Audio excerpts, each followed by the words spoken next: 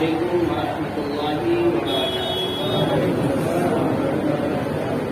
الحمد للہ وکفی وسلام علی عباده الذین اصطفی، اما بعد فاعوذ باللہ من الشیطان الرجیم، بسم اللہ الرحمن الرحیم۔ یا ایھا الذین آمنوا اتقوا اللہ وقولوا قولا سدیدا یصلح لکم اعمالکم ويغفر لكم ذنوبكم ومن يطع الله ورسوله فقد فاز فوزا عظيما۔ صدق الله مولانا العظيم وبلغنا رسوله النبي الامين المختار الكريم، ونحن على ذلك من الشاهدين والشاكرين والحمد لله رب العالمين۔ آئیے کچھ باتوں معروضات پیش کرنے سے قبل سب سے پہلے آقا نامدار مدینے کے تاجدار احمد مصطفیٰ محمد مصطفیٰ صلی اللہ علیہ وسلم کی مقدس بارگاہ میں درود شریف کا ہدیہ پیش کریں۔ الصلاۃ والسلام علیک یا رسول اللہ، الصلاۃ والسلام علیک یا حبیب اللہ، الصلاۃ والسلام علیک یا نور اللہ، صلی اللہ تعالی علیہ وسلم۔ میرے پیارے آقا صلی اللہ تعالی علیہ وسلم کے پیارے دیوانوں، شعبان المعظم کا مہینہ ہماری اور آپ کی نگاہوں کے سامنے ہے۔ اس مہینے کی فضیلت و برکت اور اس کی خصوصیات ہر سال آپ سنتے رہتے ہیں، سماعت فرماتے رہتے ہیں۔ اس کی فضیلت و برکت سننے سے زیادہ ہمیں اس کی فضیلت و برکت حاصل کرنے کی کوشش کرنی چاہیے۔ شعبان المعظم کی جو فضیلت و برکت ہے اور اس کی جو مقدس رات ہے، اس رات کا انتظار اور اس رات کا استقبال ہمیں کس طریقے سے کرنا چاہیے، یہ ہمیں سیکھنے کی بہت سخت ضرورت ہے۔ اس رات کی اہمیت کیا ہے، اس رات کو ہمیں کیا انعامات عطا کیے جاتے ہیں، یہ ہمیں اور آپ کو جاننے کی ضرورت ہے، تاکہ جب وہ رات آئے تو ہم کھیل کود کر رات کو نہ گزاریں، بلکہ اللہ کی عبادت کر کے اس رات کو گزارنے کی کوشش کریں۔ شب شعبان المعظم اور شب برات، اس کے تعلق سے بس مختصر سی باتیں میں آپ کے سامنے پیش کروں گا، جس سے بات واضح ہو جائے گی کہ شب برات کی فضیلت کیا ہے اور اس رات کا استقبال ہمیں کس طریقے سے کرنا چاہیے، اس رات میں کس طریقے سے ہمیں عبادتیں کرنی چاہیے۔ شب برات میں اللہ رب العزت کچھ خاص انعامات ہمیں اور آپ کو، پوری امت مسلمہ کو عطا فرماتا ہے۔ کچھ خاص فضیلتیں ہیں، اس میں سب سے پہلی فضیلت آتی ہے، سب سے پہلی چیز جو انعام کے طور پر ہمیں اور آپ کو عطا کی جاتی ہے، وہ تقسیم امور ہے۔ تقسیم امور کا مطلب یہ ہوتا ہے کہ اللہ رب العزت ہماری مقدر میں کیا ہونے والا ہے، ان ساری چیزوں کو لکھ دیتا ہے۔ یہ تقسیم امور ہے۔ ہماری موت کب آنے والی ہے، اس سال موت آئے گی یا نہیں آئے گی، اس سال کس کے گھر میں بچہ پیدا ہوگا، کس کے گھر میں نہیں پیدا ہوگا، اس سال کون حج پہ جائے گا، کون نہیں جائے گا، کتنے لوگ اس دنیا سے رخصت ہو جائیں گے، کتنے لوگ اس دنیا میں پیدائش کریں گے، یہ ساری چیزیں، کس کو کتنی روزی ملنے والی ہے، ساری چیزیں اسی شب برات میں لکھ دی جاتی ہیں۔ اور پھر اسی شب برات میں ایک سال کا پورا نام اعمال خدا کی بارگاہ میں پیش بھی ہوتا ہے، اور پھر ایک سال کے لیے اس کا فیصلہ کر دیا جاتا ہے کہ اس کو یہ چیزیں ملنے والی ہیں۔ تقسیم امور کے بعد جو چیزیں بتائی گئی وہ نزول رحمت ہے، کہ اس مقدس رات میں اللہ کی رحمت سب سے زیادہ نازل ہوتی ہے، لیکن ملتی کس کو ہے یہ میں بعد میں بات کروں گا۔ تیسری چیز یہ ہے کہ اس رات میں اللہ رب العزت کی طرف سے جو چیز ہمیں ملتی ہے وہ قبول شفاعت ہے، یعنی اس رات میں جو بندہ اللہ کی بارگاہ میں اپنے لیے شفاعت کی دعا کرتا ہے، بخشش کی دعا کرتا ہے، اللہ اس کی مغفرت فرما دیتا ہے اور جنت الفردوس عطا فرماتا ہے۔ جو انتقال ہو گیا اس اپنے مرحوم کے لیے ہم دعا کرتے ہیں تو اس کے حق میں شفاعت ہوتی ہے، اور ہم اپنے حق میں بھی اگر بخشش کی دعا کریں تو ہماری بھی بخشش اس رات میں ہو جایا کرتی ہے۔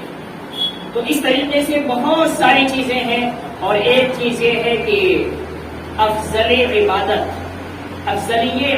یعنی اس رات میں عبادت کی فضیلت بڑھا دی جاتی ہے، اور جو بندہ خلوص دل سے اللہ کی عبادت کرتا ہے 100% اس کو اس کا بدلہ ملتا ہے، ضائع نہیں ہوتا ہے۔ میرے عزیز دوستوں اور بزرگوں، شب برات آنے والی ہے، اور اس رات میں ہمیں جو کرنا ہے وہ ہم نے مختصر انداز میں آپ کے سامنے پیش کیا۔ اب اس کی تفسیر میں آپ کے سامنے پیش کرتا ہوں۔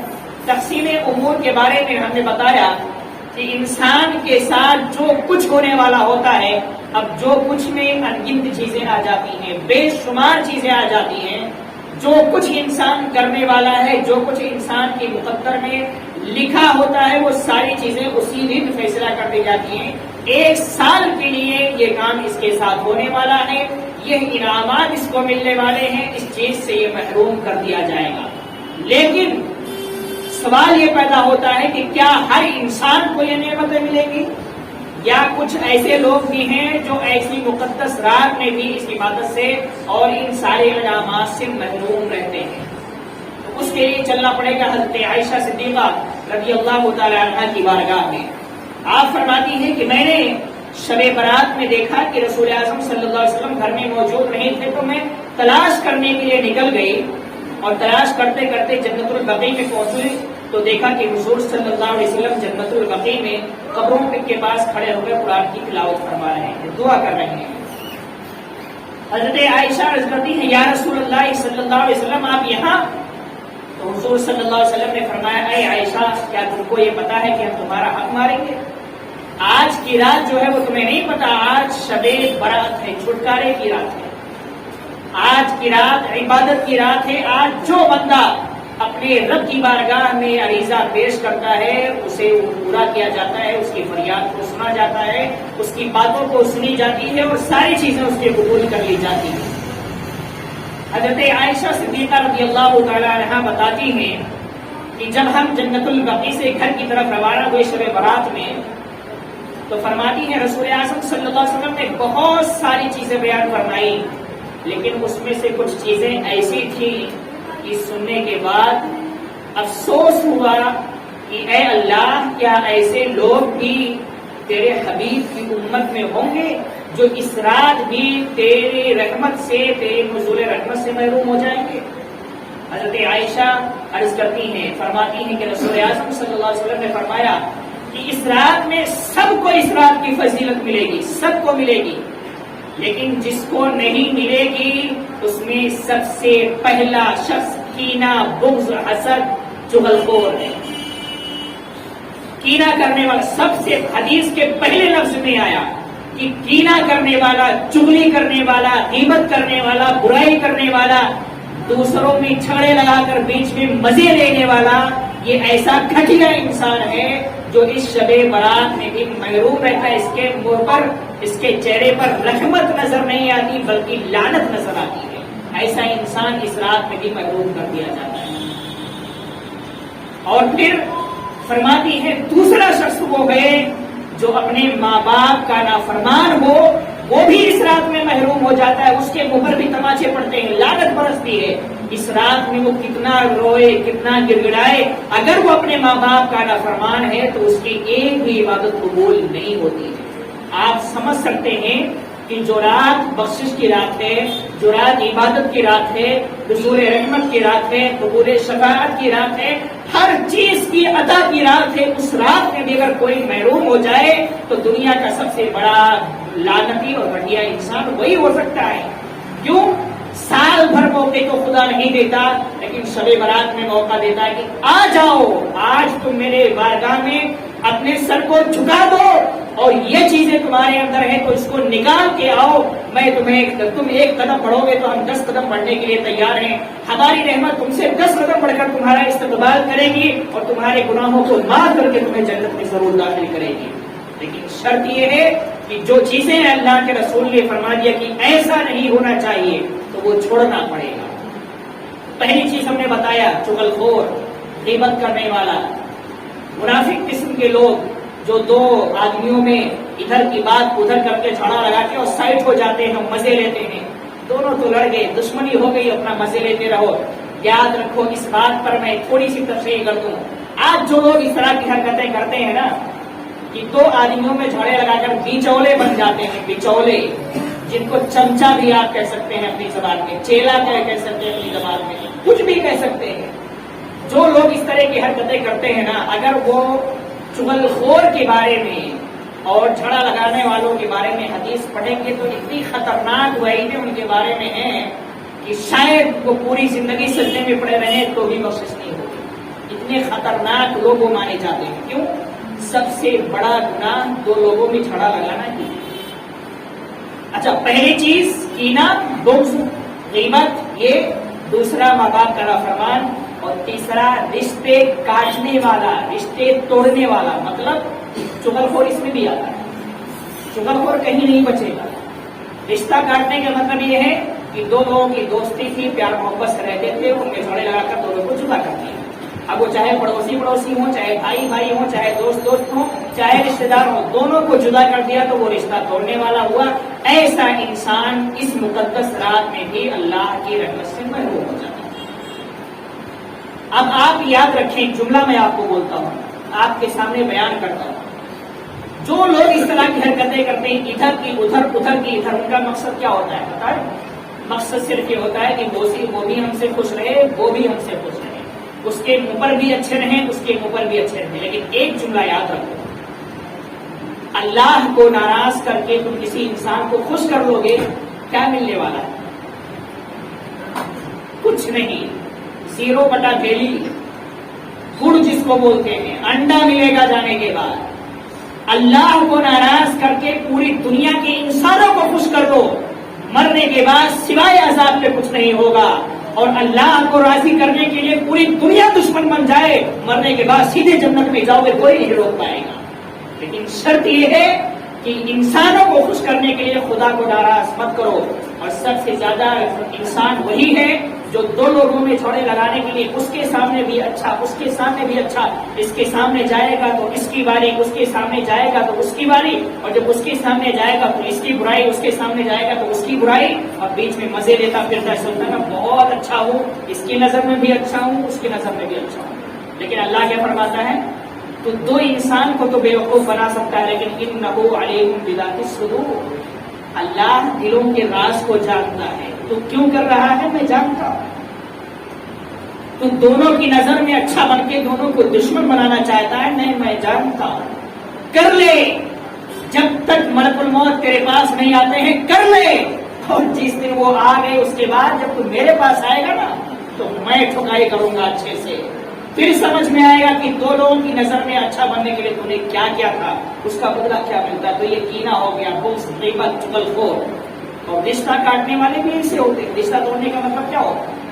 یا تو ہم نے خود سے، اچھا رشتہ کیوں ٹوٹتے ہیں وہ بھی بتا دوں، یا تو دولت کا گھمنڈ آ جائے، یا تو شہرت کا گھمنڈ آ جائے، یا کرسی کا جنون سوار ہو جائے، یا طاقت کا جنون سوار ہو جائے، اس طرح، یا سیاست کا جنون سوار ہو جائے، تو کیا کرتے لوگ؟ چھوڑو، بھاڑ میں جائے، میرے لائق تھوڑی ہے، میرے سامنے کھڑے ہونے کے لائق نہیں، اس سے بات کر، اپنا رشتے دار ہو کوئی بھی، مجھے مطلب نہیں ہے، آئے گا تو سلام دعا کر لیں گے، بھاڑ میں جائے۔ اس طرح کے جملے بولے جاتے ہیں، اس کو بولتے ہیں رشتہ توڑنا، خود سے رشتہ توڑنا۔ خود سے کوئی رشتہ توڑے گا تو بھی اس کے لیے وعید ہے، اور کوئی دوسرا اگر جھگڑے لگا کر رشتہ توڑواتا ہے تو وہ تو منافق میں جاتا ہی ہے۔ اچھا، 3 چیزیں ہو گئی، کینہ، رشتہ توڑنے والا، ماں باپ کا نافرمان، اور چوتھی چیز جس میں بڑا مزہ آتا ہے، مزہ ایسا کہ بوتل چڑھا ہو تو دن بھر مزے ہی مزے میں رہو، شراب ہے۔ اللہ کے رسول فرماتے ہیں، اے عائشہ، جو لوگ شراب پیتے ہیں وہ شب برات میں بھی ان کی بخشش نہیں ہوتی ہے، وہ محروم ہوتے ہیں، ان پر لعنت برستی ہے اللہ کی۔ شراب پینے والے بھی اس رات میں پوری رات سجدے میں پڑے رہیں تو ان کے سجدے کو ان پہ منہ پر مار دیا جائے گا، لیکن ان کا ایک سجدہ بھی اللہ قبول نہیں کرتا ہے۔ کیونکہ اللہ ان اللہ طیب لا یقبل الا طیبا، حدیث شریف ہے کہ اللہ پاک ہے اور پاک چیزوں کو ہی قبول کرتا ہے، ناپاک چیزوں کو اللہ قبول ہی نہیں کر سکتا، ناپاک چیزوں کو ناپاک لوگ قبول کرتے ہیں۔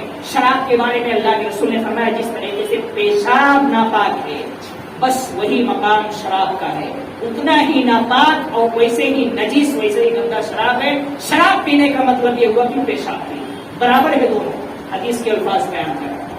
اچھا یہ چیزیں ہوگی، رشتہ کاٹنے والا، شراب پینے والا، کینہ کرنے والا، بغض و حسد کرنے والا، ماں باپ کا نافرمان، یہ ایسے لوگ ہیں جن کو لسٹ سے خارج کر دیا جاتا ہے۔ شب برات میں آ رہے ہو عبادت کے لیے تو یہ لوگ اگر ہیں تو آئیں، کوئی مطلب نہیں اللہ کو سے، اللہ کی رحمت ان کے قریب جاتی ہی نہیں ہے، اور ایسے لوگ جس گھر میں ہوں اس گھر سے بھی اللہ کی رحمت واپس ہو جاتی ہے۔ حدیث کے الفاظ یہ ہے کہ اللہ کی رحمت ایسی راتوں میں آسمان اول پہ آ کے ندا دیتی ہے کوئی روزی طلب کرنے والا، ہے کوئی بخشش طلب کرنے والا، ہے کوئی اپنے مرحومین کو معاف کرانے والا، ہے کوئی اللہ کی بارگاہ میں اپنے گناہوں کو معاف کرانے والا، اللہ کی رحمت پکار پکار کر ہمیں دعوت دیتی ہے۔ اگر ہم اس پر لبیک کہیں تو لبیک جب کہا جاتا ہے تو اس میں یہ فیصلہ کیا جاتا ہے لبیک کہنے والا ہے کون، پہلے دیکھو، اگر وہ شرابی ہے تو اس کو سائڈ کر دو، جھگڑے لڑانے والا ہے سائڈ کر دو، رشتے توڑنے والا ہے تو سائڈ کر دو، ماں باپ کا نافرمان ہے تو سائڈ کر دو، اس کے علاوہ جو لوگ ہیں ان کو میری بارگاہ میں لے کر آؤ۔ کیا چاہیے؟ گناہ بخشوانا ہے، بخش دیا جائے گا۔ کیا چاہیے؟ روزی چاہیے، عطا کر دیا جائے گا۔ اس سال حج کرنا ہے، تمہاری قسمت میں لکھ دیا گیا۔ ماں باپ کی بخشش چاہیے، وہ بھی تمہیں مل گیا۔ اولاد چاہیے، وہ بھی تمہیں مل گیا۔ کوئی بیمار ہے، شفا چاہیے، وہ بھی تمہیں مل گیا۔ جو مانگو گے وہ اللہ کی رحمت سے مل جائے گا، لیکن یہ 4-5 لوگ خارج ہو جائیں گے۔ یہ مانگیں گے تو کہا جائے گا پہلے اس سے پاک ہو کے آؤ پھر تمہیں عطا کیا جائے گا۔ اب جو سال بھر پاک نہیں ہوگا وہ شب برات میں کیسے پاک ہوگا؟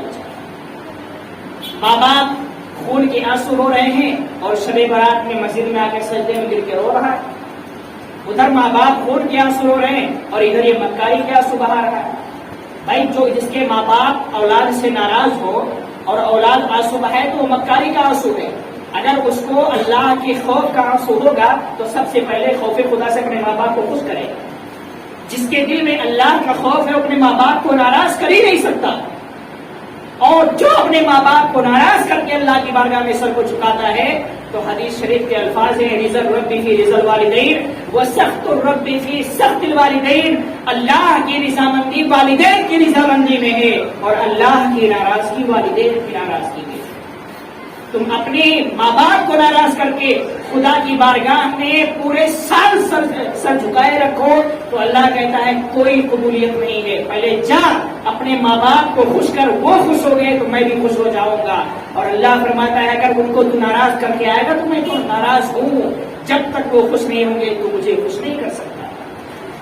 تو وہ نوجوان جو آج شادی کے بعد سب سے پہلا فیصلہ ہوتا ہے کہ ماں باپ بوجھ بن گئے ہیں، ان کو الگ کرو اور بیوی کو لے کر الگ رہو، وہ اس بات کو یاد رکھیں کہ سال بھر تو بہت کچھ کر لیے، اگر چاہتے ہو کہ شب برات میں کچھ مل جائے تو جاؤ اپنے ماں باپ کے قدموں کو چوم لو۔ ماں باپ کا دل ایسا ہوتا ہے کہ تم نے ان کو پتھر بھی مارا ہوگا نا اور سچے دل سے ان سے معافی مانگو گے تو ان کا دل موم ہو جائے گا، وہ تمہیں ضرور معاف کرے۔ ماں باپ ہی ایک ایسی اس دنیا ہستی دنیا میں ہے کہ ان کو تم کتنا بھی ستا لو، ان سے معافی مانگو گے تو ضرور وہ معاف کر دیں گے۔ تمہارا دوست ہے بے وفا نکل گیا، اس کے قدموں پہ گر کے معافی مانگو گے تو اور ٹھوکر مارے گا کہ جا تیری کیا اوقات ہے۔ کسی اور کے پاس جاؤ گے کہ کسی دنیا دار کے پاس جو کرسی پر بیٹھا ہوا ہے اس کے سر پر گر کر معافی مانگو گے ٹھوکر مارے گا، تیری کیا اوقات ہے۔ لیکن ماں باپ کے پاس جاؤ گے تو ٹھوکر نہیں مارتے ہیں، وہ دل دکھا ہوتا ہے پھر بھی سینے سے لگاتے ہیں میرے بیٹے کہاں چاہے، میرے بیٹے کیوں بچھڑ گیا تھا۔ ان کا کلیجہ دکھتا ہے جب ان کے بچے ان سے بکھرتے ہیں۔ اس چیز کو ہمیں سمجھنے کی ضرورت ہے میرے دوستوں۔ جو لوگ بھی خدا نخواستہ اگر کسی نے اپنے ماں باپ کے ساتھ ایسا کیا ہے اور وہ ماں باپ زندہ ہیں تو وقت ہے کہ ان کے دنیا سے جانے سے پہلے ان کو راضی کر لو، ورنہ دنیا بھی برباد ہے اور آخرت بھی برباد ہے۔ ماں باپ کو ناراض کر کے نہ تو دنیا میں کوئی کامیاب ہوا ہے، نہ آخرت میں کوئی کامیاب ہو سکتا ہے۔ اسی لیے کہا جاتا ہے کہ جب تک تمہارے ماں باپ دنیا میں زندہ ہیں تمہیں کسی در پر بھٹکنے کی ضرورت نہیں ہے۔ سب سے بڑی دولت تمہارے ماں باپ ہیں، تمہارے روزی میں برکت نہیں ہوئے، ان کے قدموں میں گر کے ان سے دعا کراؤ، کسی کی دعا کی ضرورت نہیں۔ آج لوگ اپنے پیروں کے پاس جا کے تو پیسے لٹا کے دعا کرواتے ہیں۔ میں کہتا ہوں جن کے ماں باپ زندہ ہیں ان کے لیے سب سے بڑا پیر ان کے ماں باپ ہیں۔ ان سے دعا کرا کے دیکھو تو صحیح، ان کو راضی کر کے دیکھو تو صحیح۔ آج کے ٹھوکی پیر بغیر پیسہ لیے دعا نہیں کرتا۔ موٹا نذرانہ ملا تو لمبی آواز میں دعا نکلتی ہے، چھوٹا نذرانہ ملا تو چھوٹی آواز میں دعا نکلتی ہے۔ ایسے ٹھوکی پیر مطلب کے پرست ہوتے ہیں، لیکن ماں باپ جو ہوتے ہیں ان کو کس چیز کا مطلب ہے؟ انہیں نے تو جنم دیا ہے، باپ نے پسینہ بہایا تو ہم جوان ہوئے، ماں نے اپنا خون دودھ کی شکل میں پلایا تو ہم جوان ہوئے۔ ان کا کیا ہے؟ وہ ہم سے کچھ نہیں چاہتے، وہ صرف یہی چاہتے ہیں کہ آپ پیار محبت کی ان سے باتیں کرو۔ وہ تمہاری وجہ سے بھوکے بھی رہیں گے نا تو بھی شکایت نہیں کریں گے، بیٹا میں بھوکا مجھے کھانا کھلا۔ اگر بیٹے اولاد اپنے ماں باپ سے صرف پیار سے باتیں کر لیں تو ماں باپ بھوکے بھی سو جائیں گے، لیکن اپنے بیٹے کو ستائیں گے۔ لیکن آج کیا ہوتا ہے؟ ہم نے تو ایسے لڑکوں کو بھی جانتے ہیں اور دیکھا ہے اور سنا ہے کہ شادی کے بعد اپنے ماں باپ کو الگ کر دیتے ہیں، دودھ لاتے ہیں اپنی بیوی بچوں کو پلاتے اور کہتے ہیں ایک گلاس تو پی لے، ایک گلاس تو پی لے، ماں باپ کو سناتے ہیں اور ماں باپ خود کی آنسو رو رہی ہے۔ ماں جو ہے وہ دوسروں کے گھر میں برتن مانج کے اپنی زندگی گزار رہی ہے اور جوان بیٹا عیاشیاں کر رہا ہے۔ ایسے بھی لوگ دنیا میں۔ اب مجھے بتاؤ رسول اعظم کے فرمان کی روشنی میں کیا ایسے بیٹے جنت کے حقدار ہو سکتے ہیں؟ کسی طرح ان کا کوئی حق نہیں ہے جنت میں جانے کا۔ اگر ان ماں باپ نے قیامت کے دن ہمیں اور آپ کو پہچاننے سے انکار کر دیا اور ہم نے خدا نخواستہ انہیں ستایا ہوا ہے تو جنت کے لیے کوئی راستہ بچے گا ہی، کیونکہ اللہ نے فرما دیا وہ ناراض تو میں ناراض۔ جب اللہ ناراض تو حضور ناراض، جب حضور ناراض تو حضور کی شفاعت سے بھی محروم، اور جب حضور کی شفاعت سے محروم تو دنیا میں کون ہے جو ہماری شفاعت کرائے گا؟ آخری امید، آخری جگہ جو ہمارے پاس ہے وہ حضور ہے کہ ہمارا بھائی ساتھ چھوڑے گا، دوست ساتھ چھوڑے گا، بڑے بڑے لوگ ساتھ چھوڑ دیں گے، ہر کوئی ساتھ چھوڑ دے گا، لیکن رسول نے فرمایا نا کہ میں شفاعت کے لیے ہوں، آؤ میرے پاس۔ لیکن خدا ناخواستہ ماں باپ کو ناراض کیا، اللہ ناراض ہوا، اور ظاہر سی بات یہ فیصلہ ہو چکا ہے کہ جس سے اللہ ناراض اس سے حضور ناراض، جس سے حضور ناراض اس سے اللہ ناراض۔ پتا چلا ماں باپ ناراض تو حضور بھی ناراض اور اللہ بھی ناراض۔ جب ماں باپ ناراض، اللہ ناراض، حضور ناراض تو شفاعت کس کی ملے گی؟ کس کے پاس دامن پھیلائیں گے؟ وہاں پہ تو پھر یہ دنیا دار وہ کام نہیں آئے گا جن کے یہ بیوی جن کے چکر میں آج کے نوجوان اپنے ماں باپ کو دھکے مارتے ہیں، یہ بیوی بھی قیامت میں اپنا ساتھ چھوڑ دے گی۔ اگر نیک ہوگی تب تو ساتھ ملے گا، اب گنہگار ہوئی تو آپ کو دیکھ کر سب سے پہلے وہی بھاگے گی، کہیں ایسا نہ ہو کہ مجھے بھی لے ڈوبے۔ تو یہ چیز ہے، ایسا نہیں ہے، ان کے حقوق ہیں، ان کے مرتبے ہیں، لیکن اگر کوئی ماں باپ کے مرتبے کو ٹھوکر مار کے بیوی کی محبت ثابت کرنا چاہتا ہے تو وہ بھی جہنمی ہے، اور کوئی ماں باپ کی محبت میں بیوی کو ٹھوکریں مارتا ہے تو وہ بھی جہنمی ہے۔ دونوں کے حقوق ہیں اور دونوں کو ادا کرنا ہے، لیکن یاد رکھو میرے دوست، سب سے بڑی دولت اگر کوئی چیز ہمارے اور آپ کے لیے دنیا میں ہے تو وہ ماں باپ ہیں۔ اگر وہ زندہ ہیں تو وقت ہے کہ اس دولت کو حاصل کرتے رہو، اور دنیا سے چلے گئے تو بھی محروم ہونے کی ضرورت نہیں ہے۔ ان کے نام سے سارے ثواب دعائیں مغفرت کرو، اللہ ہمیں سے ضرور عطا فرمائے گا۔ اللہ رب العزت کی بارگاہ میں دعا ہے کہ پروردگار عالم ہم سب کو شب برات کی فضیلت و برکت سے مالا مال فرمائے، اور آنے والی اس مقدس رات میں جو ہے ہمیں اور آپ کو دل لگی کے ساتھ، خلوص و للہیت کے ساتھ عبادتیں کرنے کی توفیق عطا فرمائے۔